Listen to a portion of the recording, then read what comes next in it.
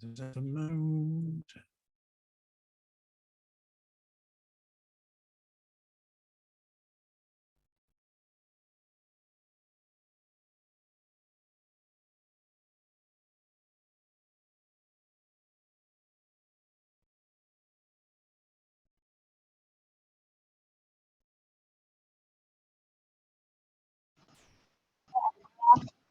Hey, Riam. Hi. How are you doing? I'm good. You all right? I'm very good. Very good indeed. Go on.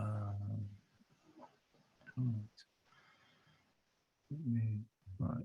Oh, Christopher. Pin me. There we go. Pin me. Right. Share my screen. See if this works.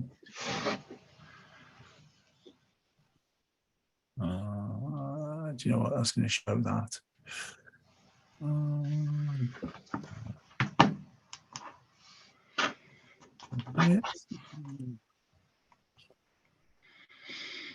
there we go. It's the audience window. Right. There we are. Oh, it does work. It does work. Yes, love it when a plan comes together. Right. Oh, is it recording? Yes, it is recording, which is really important because before we're not recorded and gone. Oh God. There we are. Right. The messages. No messages. They're all ready to go. Right. Hello, Warrior. You doing tonight's session? All right. You doing tonight's session? You know all about nighttime eating because I hear you go down in the middle of the night eating. My dog eats in the middle of the night as well. So annoying. Oh, there you go.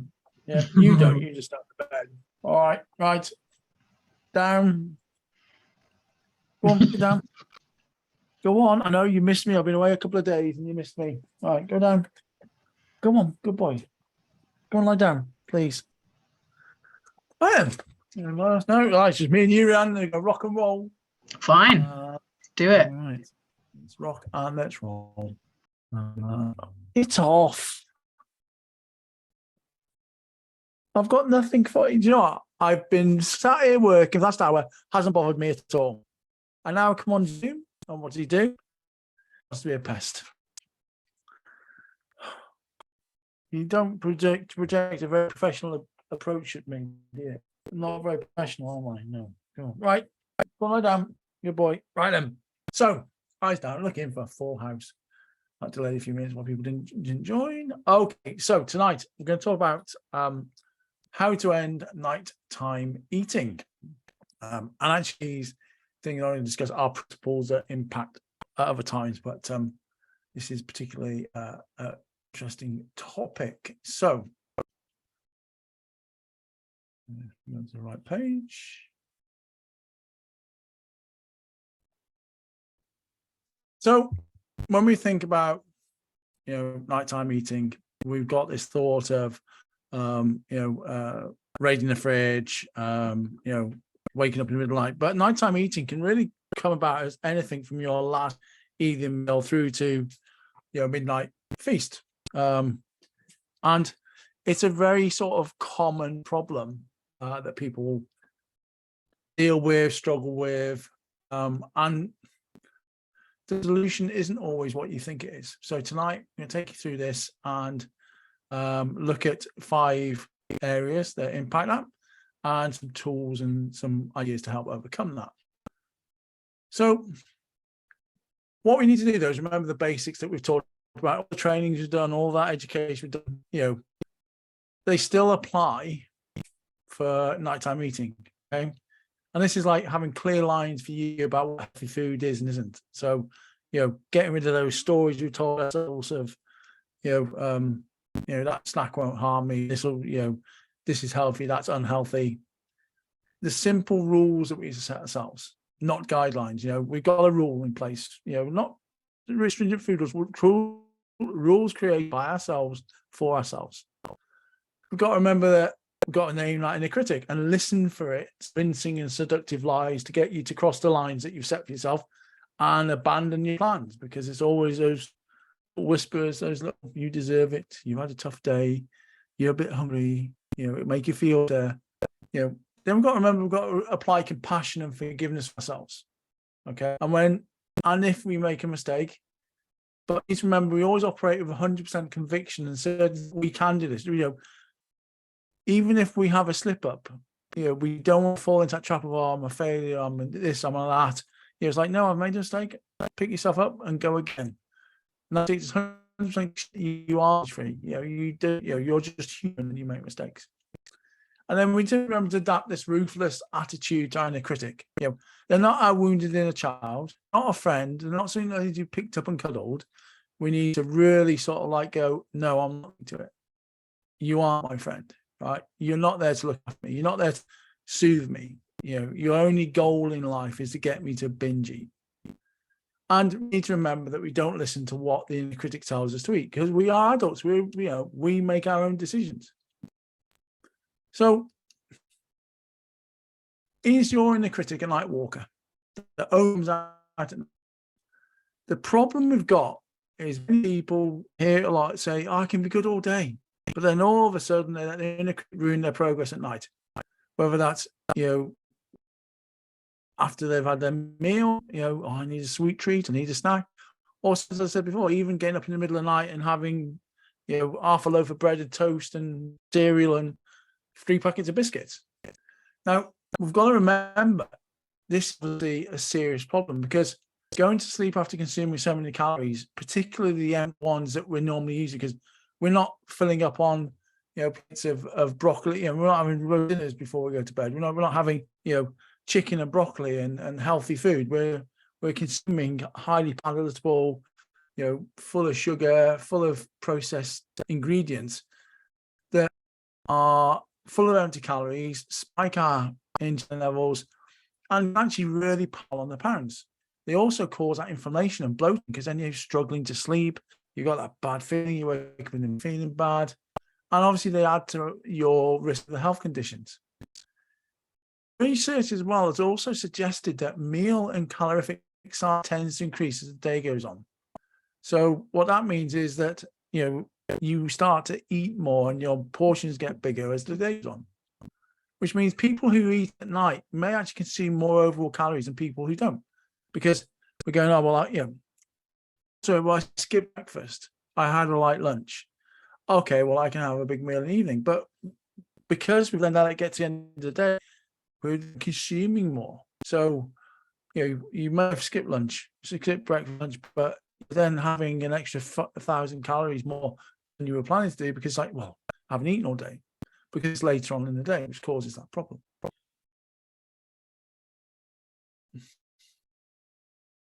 This problem is actually one of the hardest to solve. And it's much more difficult to solve than the other eating problems I've found out with clients, because what nighttime eating does is it masks problems that need addressed first. And because people just go, I've just got a problem, I can't eat at night. I don't know what's going on. I don't know what's going on. It just doesn't make any sense.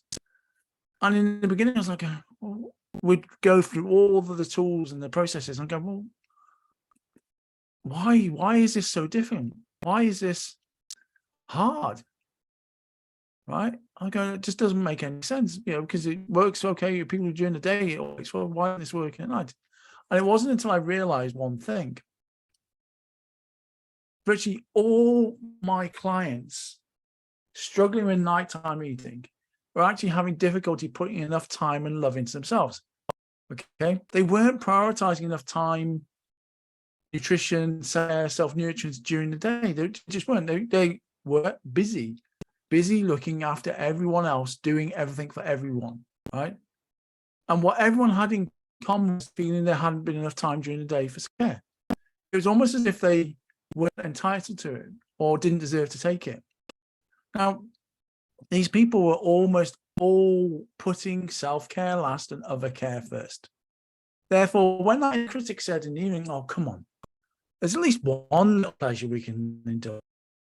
There's that packet of biscuits in the cupboard. There's that chocolate. Let's get some.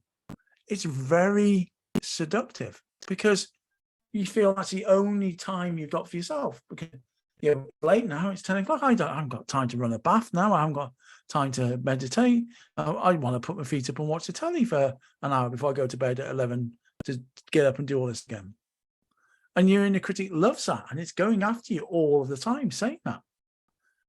But here's so the hardest part, and I've done this a lot with you guys, convincing them that they needed more self-care. Okay, most clients believe they're putting enough time. We're putting enough time in self-love and self-nurturance, but that nighttime eating didn't stop. They were saying, "Oh, I do this. I meditate for 10 minutes. I do that." But there's obviously a weakness, a gap, and it's the first thing that goes. Okay, it's the first thing that disappears, and it's like there's a million little demons on the shoulders saying, "Don't even consider that."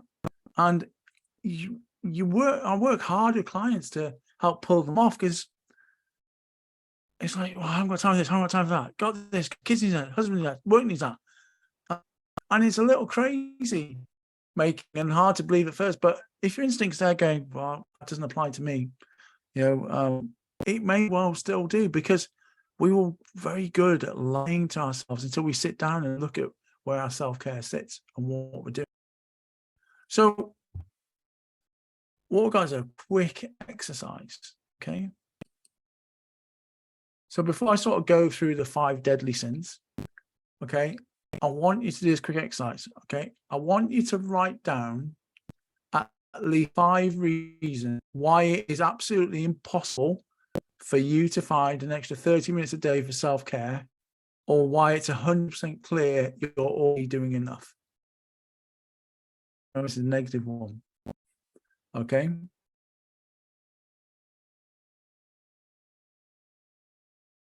There's 5 reasons why it is absolutely possible for you to find an extra 30 minutes a day for self-care, or why it's 100% clear that you're already doing enough.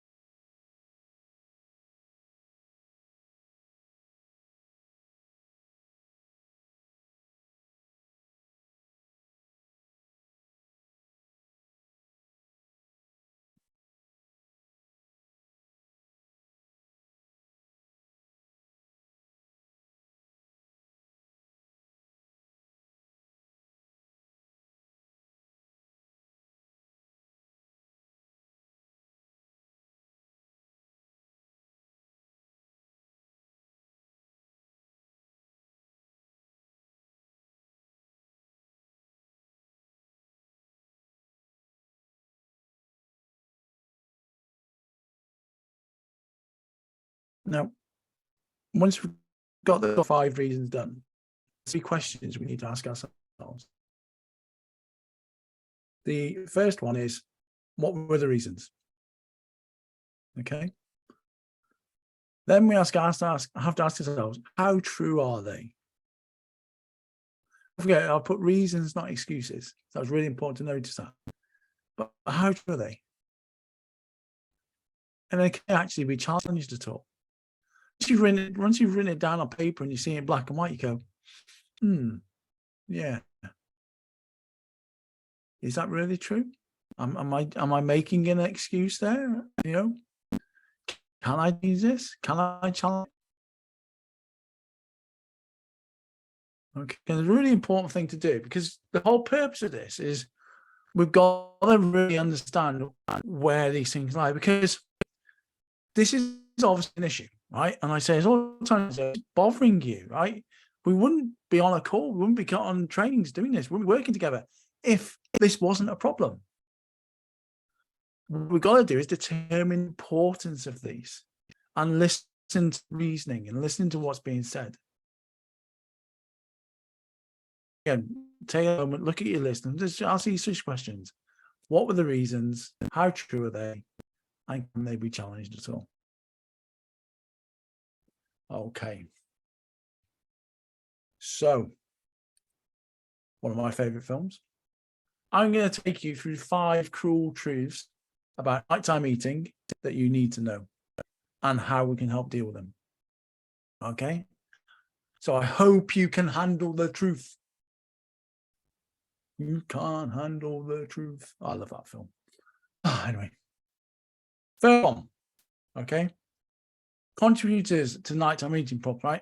First, daytime caloric or nutritional restriction. Sounds quite sensible, right? Sounds right. Yeah, makes sense. But we keep doing it. Now,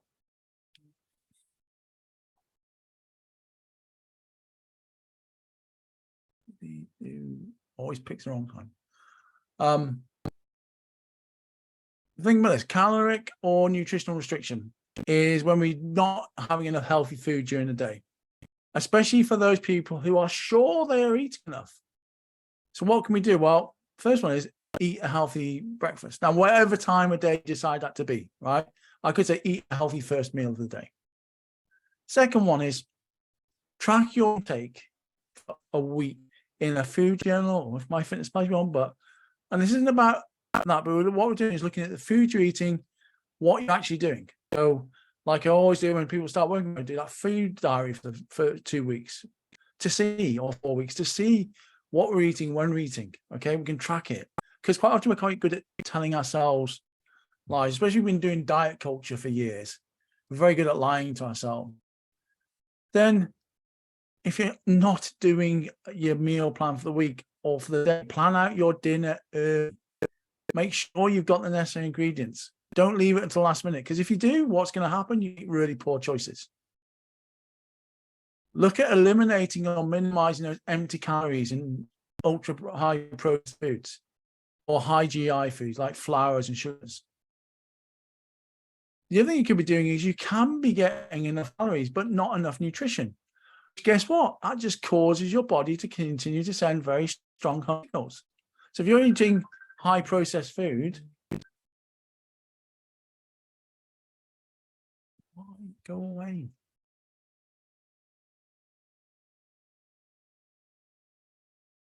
Right. Yeah. If you're eating ultra processed foods, and what's happening is you're getting the wrong signals. You're getting this lighting up in your brain of things. Okay. Then getting these hormonal changes. You get an increase in ghrelin and peptides, which is messing with your natural rhythm. So that's why when you eat it, you have a sense of full, but you're not full. So keep eating, and it's not so much. So you're not having a meal. The second one is irregular daytime eating. Even if you're eating healthy and getting enough calories, it's entirely possible to throw your system into hunger drive at night if you're not eating with predictable regularity. Sometimes not enough chewing can cause a problem in people who rely almost exclusively on smoothies. You know, when you see this, people who do the soup stuff, you see, we actually need the experience of actually chewing and swallowing our food to signal safety and abundance. Our stomach needs to process it. We need to send those messages.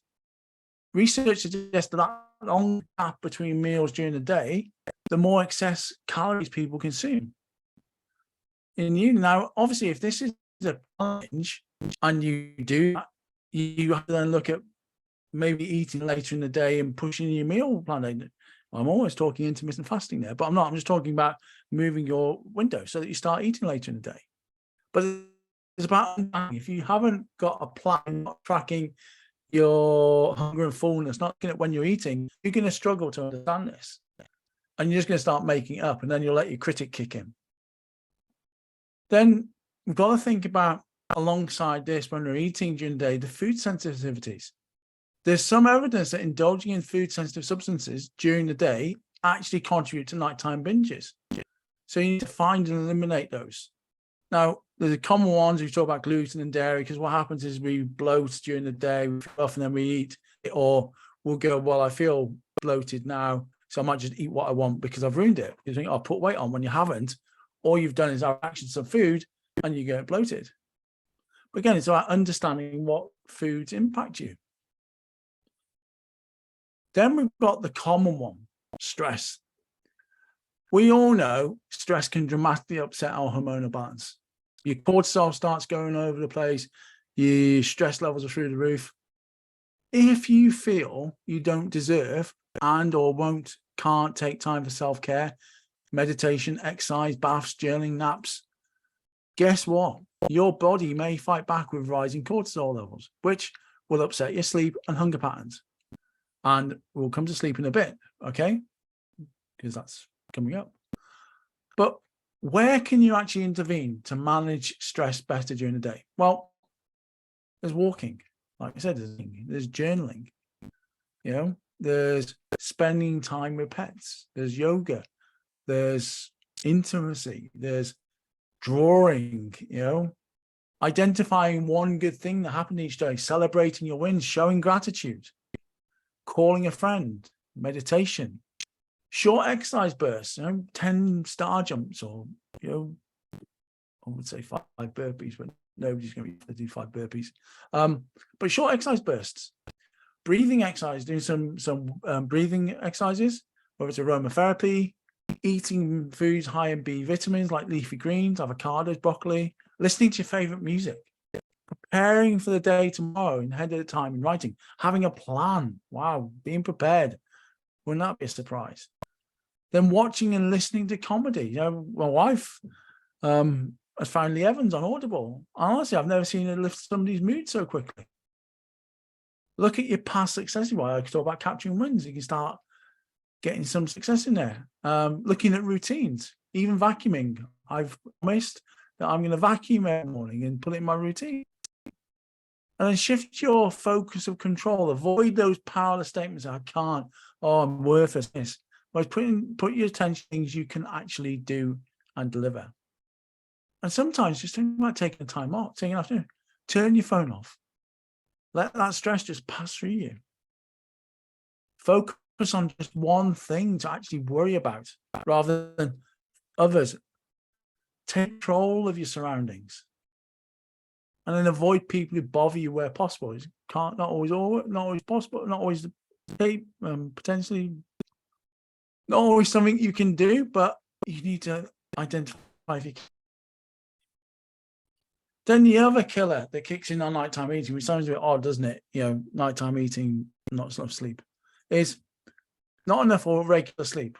Now, here's the thing: your body can confuse the need for sleep with the need for hunger. Which is why quite often you wake up at night and go, "Oh, I'm hungry." No, it's tired. It wants you to go back to sleep, but you're going, "Oh, I must be hungry." The inhibitory abilities of your cortex are actually diminished when you're sleep deprived. So guess what? You haven't got the things in your higher brain to go, "Shut up, critic." Your critic's going, "Oh, hello. I've been let out of my cage. I can have a go now," because you're sleep deprived. That's why you make really poor decisions when you're tired. When you're tired, your goals and dreams seem less important because actually you want to sleep. So how can you actually get better sleep? Well, funnily enough, have a regular sleep scheduled. Go to bed, wake up at the same time every day. Try adding hours to this routine. If you normally spend 8 hours in bed, try spend 9. Or so instead, try and spend 8. If you don't have the time, if you think you don't have the time, black out your room. Have blackout curtains or a mask. Try taking a bath before bed. Drink chamomile tea, sort of tea that's going to be soothing. Get some lavender in the room. Listen to some podcasts, those music, there's Headspace that calm you down. I think, was it Matthew McConaughey reads one of the books, is one of the bestsellers. And, you just listen to it and it just sends you off to sleep. Trying to eliminate noise pollution to the greatest extent. Again, that could be a real thing. I had a terrible sleep this week when I've been in Norwich because the hotel didn't have any air conditioning. They have the windows open and the traffic was throughout the night. And they have coaches that run through the night. And on the hour, there's a set of traffic lights and all I hear is, this vehicle's turning left. This vehicle's turning left. They kept waking me up because I couldn't actually shut the window because the room was like so hot. Like I said, you need to think about sticking to that sleep schedule and think about removing those blue light, going off your devices earlier. Create that bedtime ritual. Unwind each night, brushing your teeth, turn the light off, set the temperature. Make sure a comfortable mattress. You get enough physical activity during the day. Turn your clock around so you're not waking up at night going, oh, clock watching. It's the worst thing you can do. Stop working in bed. Your bedroom is for two things. The two S's. I'll let you figure out what they are. One that I should do, but I never do, kick your pets out of bed. Can't do that. I love them. And eliminating stimulants in drinks and food, energy bars, chocolates. All right. And eliminate alcohol because it's the worst thing you can do. But when you're looking at this, think about your sleep hygiene, getting it right. Because remember, every hour of disturbed sleep you have impacts the binge eating by 10 to 15%. So if you had 3 hours poor sleep, you got a 45% chance of binge eating next day because your hormones are all to cock. Then that's why I was sort of like looking at not enough fun or of a real pleasure. You need to sort of like look at making time to integrate fun and relaxation of types of pleasure into life.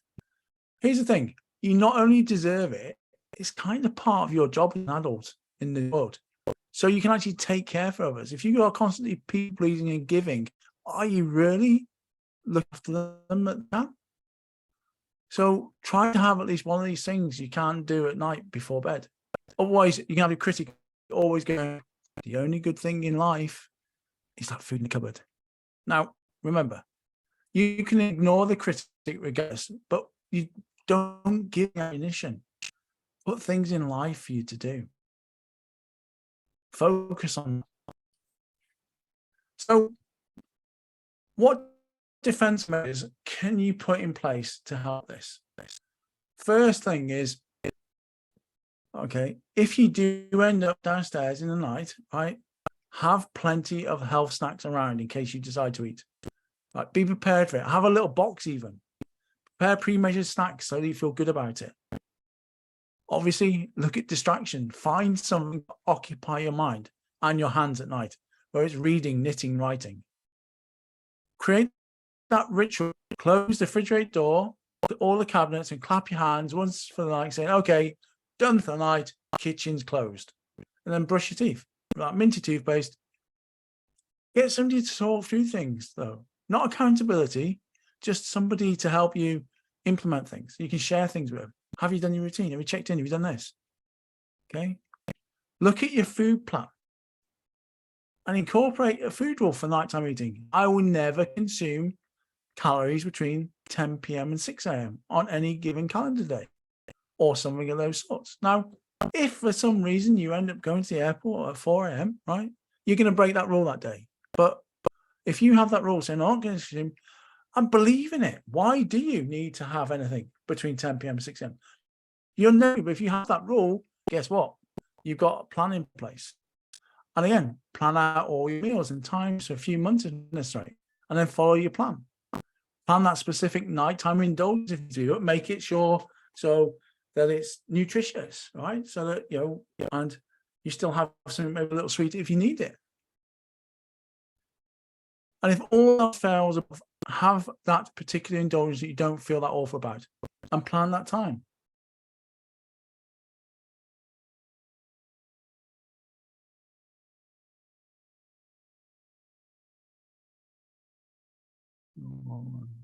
No, I can't speak to you.